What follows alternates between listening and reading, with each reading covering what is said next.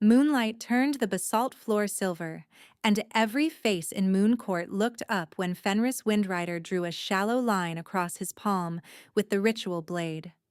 His blood hit the register stone in 3 heavy drops, each one sealing witness from 12 pack seals carved around the circle.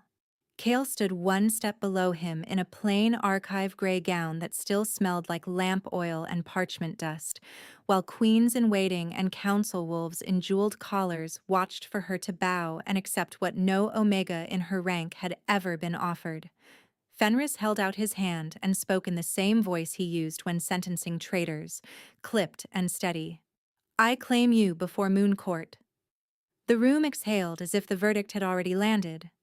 Kale heard blood in her ears instead of applause, and the old humiliation from 1421 rose so quickly she felt it in her throat. Public circles had once marked her as the girl no one kept. Public circles had taught her exactly what a crowd could do to a person. She looked at his hand, at the blood, at the watching kingdom, and she did not move. Rurik Dane, High Marshal of the Crown, shifted at the edge of the dais as if preparing for impact. Sarah's Vale kept her chin high with practiced composure. Mira Thorne watched with guarded, tired eyes. Alawan Price, shackled between 2 sentries, smiled like she still expected to win from a prison chain. Taryn Starfall stood behind the second rank of advisors with ash-gray skin and a brother's face Kale had spent 2 years trying to forget. Fenris waited, hand still extended, while the silence grew too sharp to hold. Kale lifted her eyes to the king. "Not like this," she said, and the words hit stone harder than steel. Shock moved through the court in a visible wave. "You can call me yours tonight. Tomorrow your council can call me tolerated." Her voice trembled once, then steadied.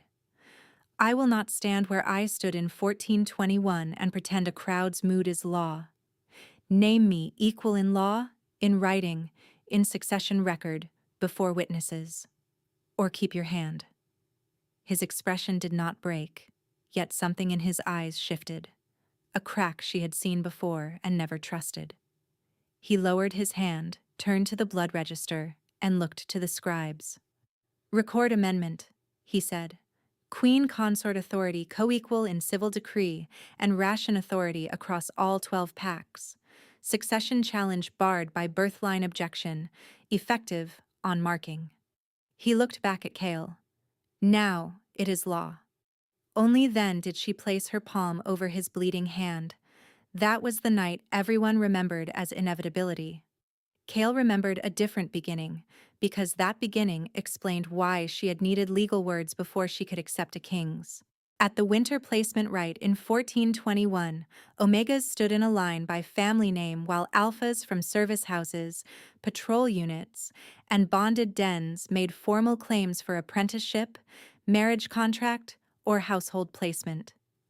Kale had worn her mother's repaired wool cloak and held herself upright through the first 20 names, through the small speeches, through the warm, clasping hands that moved girls beside her into futures they had at least been warned about. When the herald called Starfall, no one stepped forward. The herald repeated it. Still no one moved. The worst part had not been silence. Silence could still be confusion. The worst part had been the clerk's red chalk stroke across her name, the mark for unclaimed, while murmurs spread through the crowd and a few boys in patrol livery laughed without lowering their voices. Her brother Taryn stood in official witness position that day, rank tab bright at his shoulder, and never objected when the presiding elder said resources should not be spent on a redundant Omega record apprentice. He watched her get erased and kept his post. After that winter, she took the only work open to an unclaimed Omega with literacy scores, basement archive duty beneath the palace grain offices. The palace needed careful hands that could read old ration script, copy numbers, and stay invisible to people who made policy in rooms above. Kale became excellent at invisibility. She cataloged intake from 12 packs, balanced winter allotments, and corrected clerical fraud when she could prove it without being noticed by anyone important. She learned where warmth leaked through stone walls and which corridor lamps died first during storms. 2 years later, in early winter 1423, border raids hit the northern ridge packs hard enough to crack confidence in the crown. Fenris Windrider announced nine-night court to stabilize the kingdom, and the decree spread through the capital before sunrise. Any Omega withstanding to petition could appear for 9 consecutive nights and seek redress, protection, placement, title settlement, or resource grants. Nine-Night Court had old legal force, older than Fenris's reign, and it created a stage where grievances became political currency. Kale read the decree at a supply desk while counting dry meat crates and felt the room tilt. Petition rights were real. They were also dangerous. People with rank used those nights to secure property, settle rivalries, and build alliances in public. People without rank got flattened if they asked for the wrong thing in the wrong tone. She folded the notice and returned to work, telling herself she would stay where she had survived before. Underground, useful, unseen. Night 1 proved exactly what she expected. Saris Vale entered court draped in glacier silk and old family medals, former Royal Omega petitioner with a strategist's smile. Saris asked for restoration of her maternal estate and command over its trade contracts. Fenris granted both after a pause just long enough to signal calculation. Courtiers called it generous leadership. Kale, recording summaries from the lower scribe bench, watched Saris bow as if accepting tribute she had always intended to receive. Night 2 brought Mira Thorne, practical and tired, a woman who had survived 3 failed security pacts and wanted one thing that stayed. Mira asked for a fortified pensioned estate near river routes, permanent guard rotation, and legal immunity from reclaim attempts by her former den. Fenris approved with no visible emotion. The council nodded because Mira's request reduced immediate risk and removed a volatile claimant from court corridors. Kale wrote each decree in clean script and wondered whether survival always had to look like surrender from the outside. Night 3 belonged to Eloan Price, elegant and dangerous in ways that looked like perfume and perfect posture. Eloan asked for ceremonial precedence, expanded gala budget authority, and direct communication access with foreign envoys for cultural diplomacy. Fenris granted all 3 despite Rurik's visible disapproval. Kale's quill hesitated for half a heartbeat before she recorded the order. Eloan's smile toward the lower scribe benches carried recognition, and Kale wished she had misread it. Eloan knew exactly who handled ledgers beneath the Crown Office. By the 3rd grant, those same court benches had formed a pattern. Requests from high Omegas were rewarded, and that pattern became the standard used to measure Kale the moment her name surfaced. By the time Night 4 came, palace corridors buzzed with one repeated judgment. The king gave the first 3 Omegas everything they asked for. Kale heard it in laundry halls, guard stations, and kitchen queues. She also heard denless pups in the West Quarter had lost 2 ration deliveries on paper, while actual grain never reached their wardens. The discrepancy sat in 3 separate ledgers, copied by different hands, hidden under plausible transit loss entries. If she stayed silent, children would go hungry before deep frost. If she spoke, she would drag her name into a room that remembered her rejection, and into a backlash already primed to treat any low-rank request as opportunism after 3 elite grants. She spent an hour outside the petition chamber, counting breaths between drum strikes. One obstacle had held her for 2 years. Public visibility had always meant harm, so she had never tested whether truth could survive in public at all. Entering that chamber resolved that paralysis in one irreversible step. She walked in when her name was called for records testimony and bowed only enough to satisfy law, not enough to disappear. The king looked down from the basalt throne, unreadable. Kale expected him to dismiss her after one sentence. "State petition," the herald said. "I have none," she answered, and the room rustled in confusion. Petition nights existed for asking. Refusal itself was a statement, and it struck harder because everyone had just watched three granted Omegas negotiate for advantage. She felt every gaze land on her unadorned dress and archive badge. I request permission to correct falsified winter ration ledgers affecting denless pups in West Quarter holds. She kept her eyes on the Herald because looking at Fenris felt like standing near fire. No grant, no title, no estate. Permission to present evidence. That was the first time she saw Fenris react to her in a way she could not categorize. His jaw tightened, not with irritation, with a tension that did not leave her even when the chamber noise rose. He dismissed 3 pending petitions and ordered all primary ration books brought to chamber before dawn. Audit at first bell, he said. Kale Starfall will assist under Crown Seal. He did not ask why she asked for nothing. He did not thank her. He gave an order that pulled her from cellar anonymity into official process in front of everyone who preferred she stay small, and from that moment his focus on her stopped being incidental. Kale went back underground that night with sealed keys she had never been authorized to touch before, and fear followed her down every stair. She told herself the king had used her claim for optics, an easy gesture to display fairness after granting high-profile requests to Cerys, Mira, and Elowen. That reading protected her from hope. Hope had teeth in this city. Fenris did not sleep before the audit. In the one brief window where his interior surfaced, he stood alone in the war map room with Kale's copied statement in his hand, reading the same 3 lines until ink blurred. His first bonded trust years ago had sold patrol routes to raiders, and the ambush that followed had killed his younger sister before he reached her. He had built discipline out of that ruin, discipline that treated attachment as exploitable weakness and converted feeling into restraint at every public threshold. Kale asking for nothing had bypassed every defense he knew. It gave him no leverage to suspect, no motive to decode, only values he could not bargain with, and that unsettled him enough to become fixation. Night 5 began before sunrise, with ledgers stacked to Kale's shoulder and 2 neutral clerks watching every page turn. She found the siphon pattern in less than an hour, once complete books were unlocked.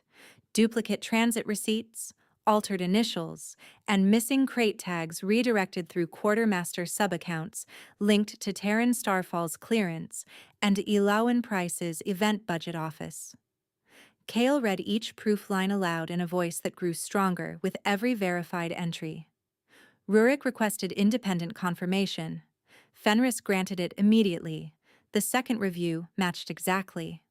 Terran was brought into chamber before noon. He looked older than 30 in that moment, shoulders bent under chain of custody questions he could not dodge. Kale waited for him to deny everything. He tried for 2 minutes, failed under signature comparisons, and shifted blame to clerical drift until Elowen's office seal appeared on the final document. The court went very quiet. This was no bookkeeping error. It was a siphoning ring during winter rationing, and the same clearance trail pulled his 1421 non-priority filing on Kale into record, exposing that his silence at her rejection had been administrative choice as much as cowardice. The audit resolved uncertainty about Kale's claim and opened a shared enemy in full view of the court. That one result changed what became possible. Fenris could now act against people with noble insulation using documented fraud instead of personal suspicion. Kale could no longer retreat to safe obscurity because her testimony had become crown evidence, and because the brother who had stood silent in 1421 was now exposed by the very ledgers she forced into light. She felt the floor of her life shift while signatures were read into record. Elawan requested private counsel and received conditional detention instead. Cerys distanced herself with polished disgust, calling the fraud a vulgar misuse of petition season. Mira asked for transport to her pensioned estate within the week and kept her eyes down. Kale recorded statements until her hand cramped, and when she finally looked up, she found Fenris watching her across the chamber with a stillness that made the air feel thinner. She read it as scrutiny. The audience around her would have read it differently. By night 6, someone had decided Cale's evidence needed to disappear. Archive transfer orders moved key ledgers from basement vault to Crown evidence room under 2-guard escort. Cale carried the sealed cart herself because chain law required the discovering clerk to witness transfer. The corridor above east stairs narrowed near old armory walls, a blind turn where torchlight failed. A shadow stepped out with a hunting blade angled low for silence. The assassination attempt lasted less than 10 seconds and burned into memory with unnatural clarity. Cale dropped the lead ledger to block the first strike, felt steel rip cloth at her sleeve, and shoved the cart sideways into the attacker's knees. He recovered fast enough to raise the blade again. Fenris reached the corridor at a run no king should have been making without guards, caught the attacker's wrist mid-swing, and broke it with one violent twist before throwing him into the wall hard enough to crack mortar. Guards arrived moments later. Cale stood with both hands on the cart, chest heaving, while Fenris checked the ledger seal first and her shoulder second. The order of that touch should have offended her. It steadied her instead. Blood from a shallow cut on her arm marked the archive gray fabric. Fenris looked at it, then at the attacker gagged on the floor, and issued sentence transfer to Rurik, with a voice colder than winter iron. He speaks before dusk. Public protection at that intensity erased plausible deniability for anyone watching. The king had moved personally to intercept a blade aimed at a Records Omega, whose political value was, on paper, replaceable. Cale still chose the only interpretation that kept her emotionally safe. She believed he protected evidence, not her.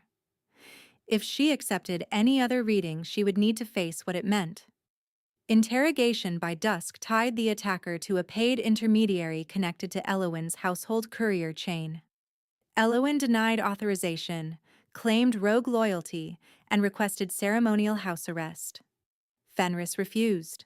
Council members began pressing for containment strategy, which in palace language meant isolate the girl who drew knives and restore predictable alliance pathways. Those arguments sharpened with resentment from nights 1 through 3, since 3 granted Omegas had been treated as statecraft, while Cale's evidence and survival were now cast as destabilizing favoritism.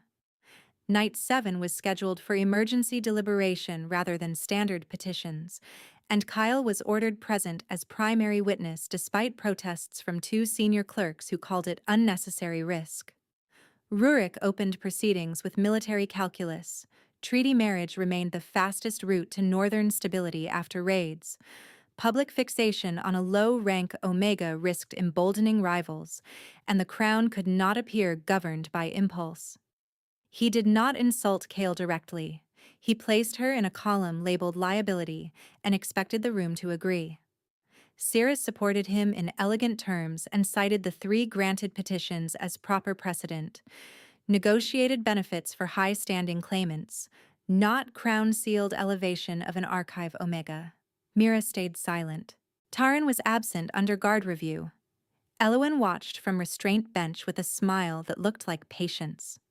When Kyle testified, she kept to facts until one counselor asked whether she had manipulated records to attract royal notice.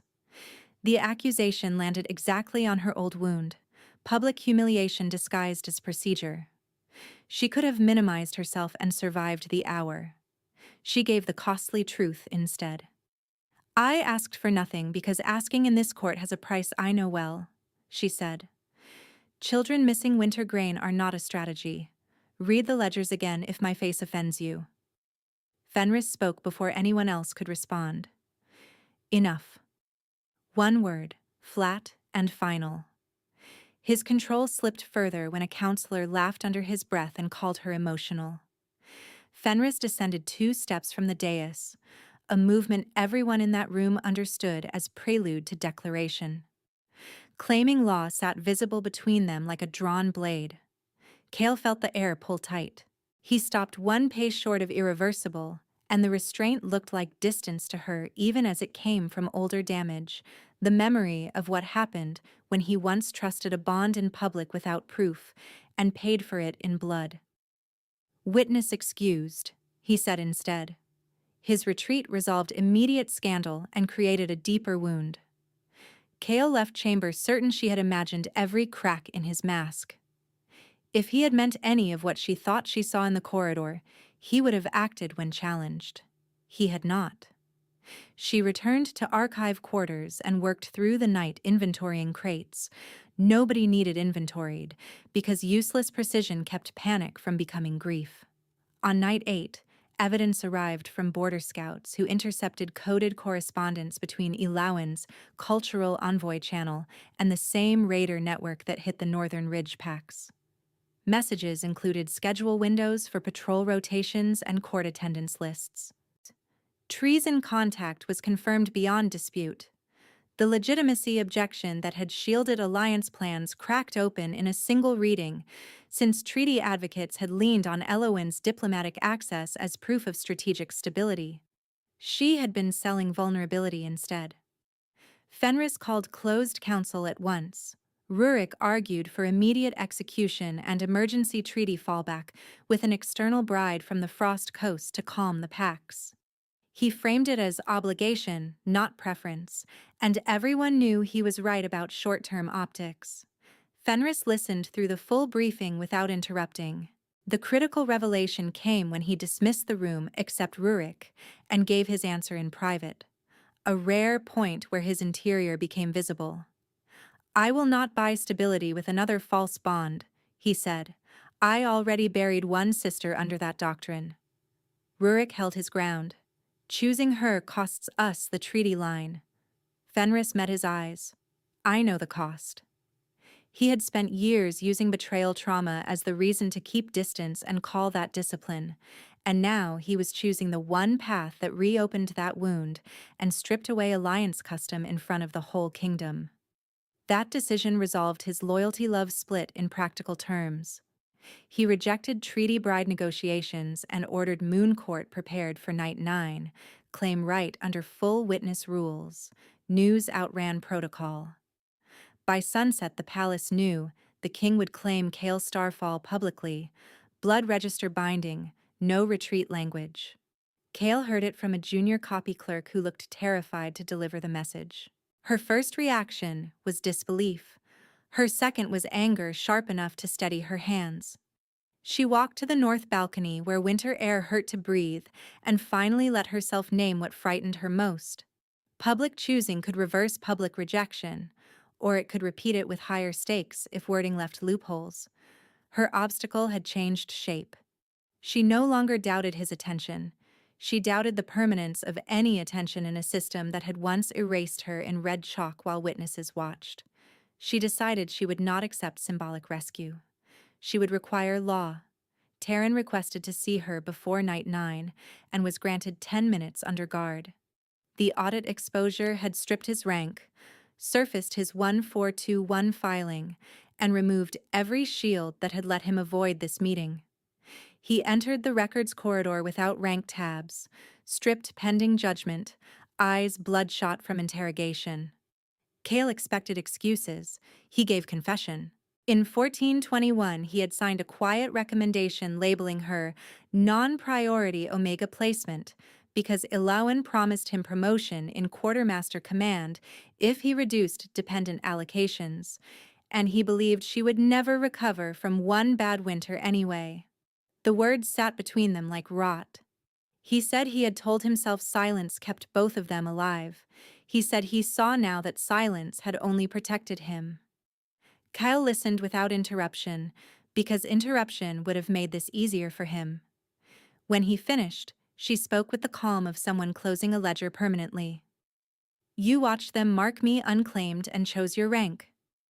Her throat tightened once. "I do not need your forgiveness. I need your signed admission in court." He nodded, shaking, and agreed. By the time Moon Court convened on Night 9, every open thread had tightened to one decision point. Saris arrived in morning black, prepared to reposition if needed. Mira attended under summons and looked relieved to stand at the edge of power rather than inside it. Elowen came in chains, furious and immaculate, refusing to bow. Rurik took station beside the throne in full martial armor, expression set for warfare in any direction. 12 pack delegates filled the stone tiers and waited for precedent to break. Kyle crossed the circle with measured steps, aware of each witness' gaze as physical pressure against her skin. Fenris stood at center in black ceremonial leather. No crown, only the king's torque, and a bare right hand prepared for blood register. Heralds recited the legal sequence: involuntary mate recognition acknowledged by Wolf Law, voluntary honoring required for binding, claim valid only when witnessed by Moon Court, and marked in register blood. Kale heard each clause and held onto them like railings on a cliff path. Fenris cut his palm and made his opening declaration. The moment that followed had already been told in songs as a single beat of romance. It lasted long enough in reality for Kale to count heartbeats and choose language that could not be twisted. She asked for equal law terms publicly because private promises had failed her before. She asked in front of those who had watched her erased, so they would also watch the correction enter law. Fenris accepted her condition without hesitation once she named it. Scribes carved amendment lines while Moon Court murmured in disbelief. Rurik closed his eyes briefly as if recalculating every security model he had presented that week. Saris's composure cracked for the first time. Mira looked at Kale with something close to respect. Taryn, in witness row under guard, lowered his head. Alawan tried to interrupt with claims of procedural contamination and was silenced by the third herald strike. When the law was spoken back to the court and affirmed by the 12 delegate seals, Kale stepped forward and took Fenris's hand. Their blood met on the register stone and spread in a dark, joined line. The mate bond had recognized long before this night. She felt it as a deep pull she had mistrusted for weeks. Yet honoring it required choice from both of them, and choice carried cost. Fenris had surrendered treaty leverage, broken alliance customs shaped by old betrayal, and exposed personal vulnerability in hostile politics. Kale had accepted visibility she once believed would destroy her. Formalities continued long after emotion should have exhausted everyone. Taryn's signed admission entered record, and he was stripped of rank in open court pending labor sentence under ration oversight. Alawan's treason, contact, and fraud links were read into final judgment: imprisonment under Crown Seal with communication ban. Saris lost court standing and received ordered departure to coastal exile within 7 days. Mira's pensioned estate decree was reaffirmed and expanded with independent guard rights, ending her vulnerability to reclaim attempts permanently. Rurik requested speaking privilege before adjournment. Kale braced for one last challenge. He stepped forward, knelt to Fenris, turned, and repeated the kneel to her. "High Martial Oath revised to Crown Pair Authority," he said. "I serve the throne and the law that now defines it." The chamber held still for one suspended breath, then the delegates followed protocol and bowed to both. Kale felt the old red chalk mark inside her memory lose coherence, as if a line drawn in one year could finally be overwritten by witness in another. That night did not dissolve conflict into softness. It shifted the terrain so work could begin. Kale moved from archive cellar to council office with 2 desks, one for petitions and one for ration oversight, because she insisted policy stay connected to ledgers that touched actual stomachs in winter. Fenris kept his clipped speech in public sessions and learned, slowly, to explain decisions in private when silence would have reopened her old fears. Each adjustment was small and practical, which made it trustworthy. Spring 1424 arrived with thaw water in the palace drains and the first reform package stamped under dual authority. Central ration ledgers were moved to transparent multi-scribe review. Quartermaster signatures required paired verification, and denless wards gained direct petition channels during winter months. None of it sounded romantic when read aloud. All of it answered the wound that had shaped Kale's life, because it made disappearance harder to engineer for the next girl standing where she once stood. Kale visited West Quarter Holds in person that season.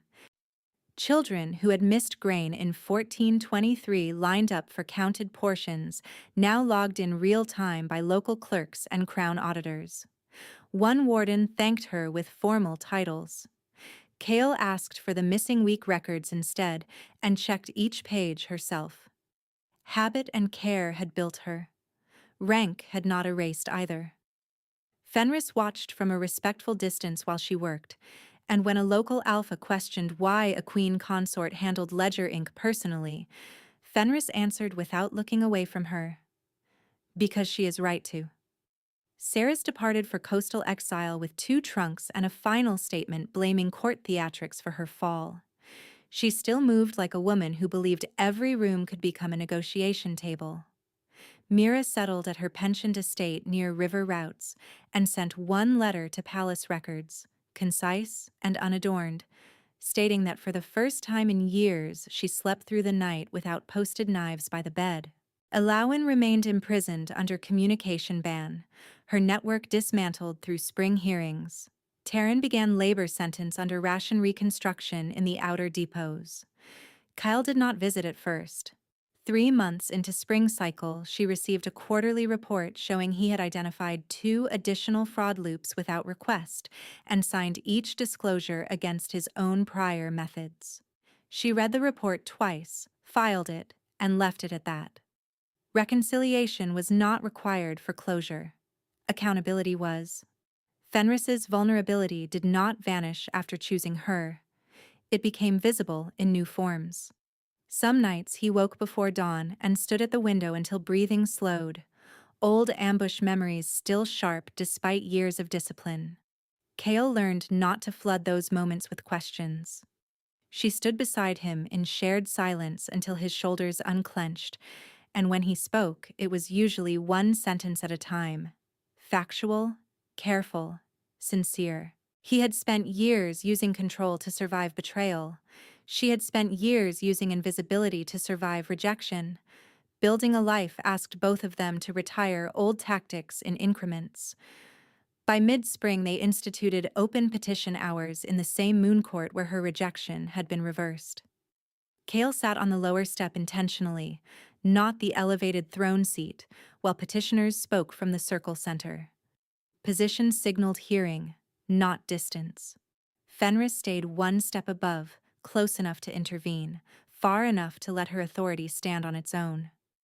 Rurik monitored security lines and adapted with military precision to a court where tenderness had legal consequence.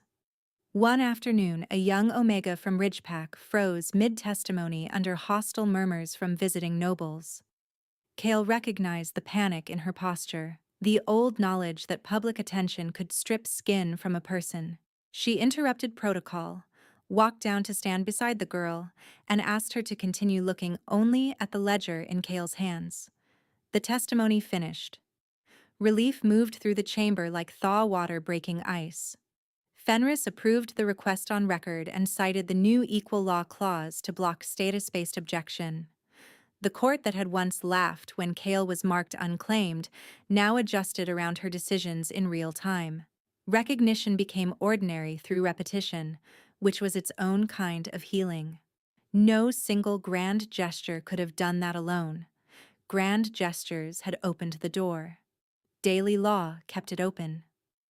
At the first spring festival under the new statutes, delegates from all 12 packs assembled for treaty renewal and ration forecast. Ceremonial sequence required the crown pair to enter together and receive the collective oath.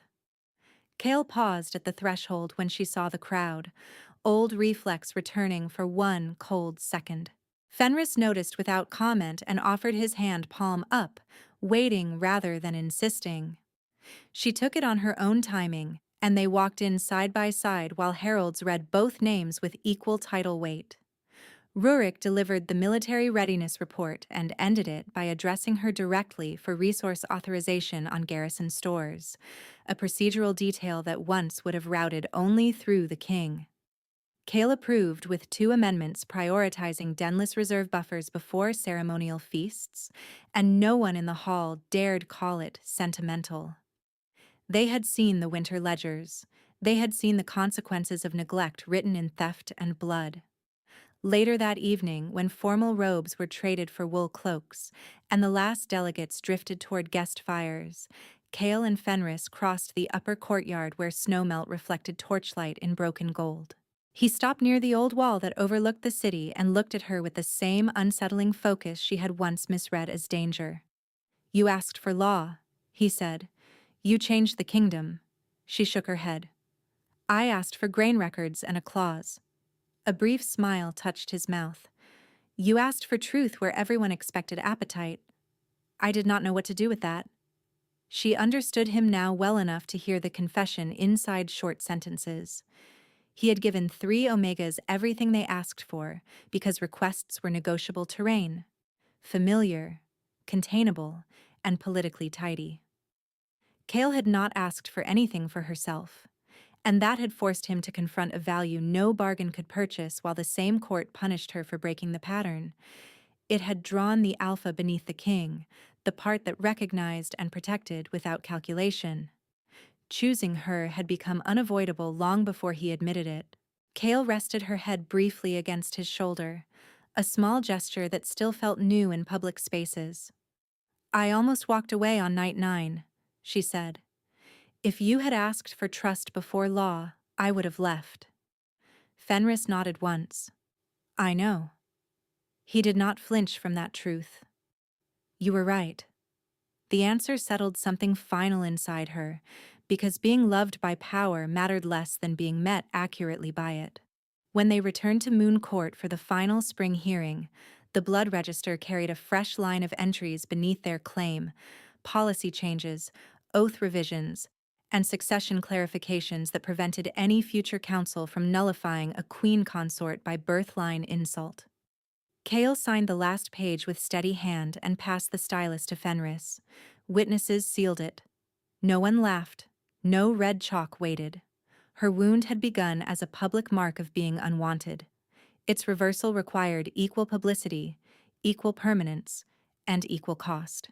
She had chosen him with full knowledge of what visibility could take from her. He had chosen her with full knowledge of what politics would take from him. By spring 1424, they stood in a court remade by that mutual choice, with law aligned to recognition and a kingdom learning, slowly, to follow.